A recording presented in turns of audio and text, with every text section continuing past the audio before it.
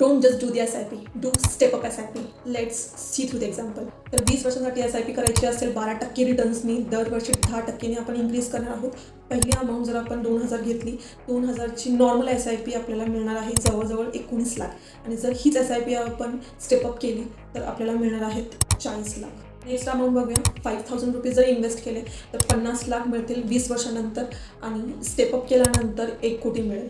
आणि नेक्स्ट आपण बघणार आहोत अशाच प्रकारे तुमच्या SIPच्या कॅपेबिलिटीनुसार अमाऊंटनुसार नॉर्मल SIP आणि स्टेपअप SIPमध्ये किती डिफरन्स आहे. स्टेपअप करणं हा खूप महत्त्वाचा टप्पा आहे कारण इन्फ्लेशन रेट जो आहे हा दरवर्षी 6 ते 7% इन्क्रीज होत आहे. जर त्याला बीट करायचं असेल तर आपल्याला SIPमध्ये स्टेपअप करावं लागेल.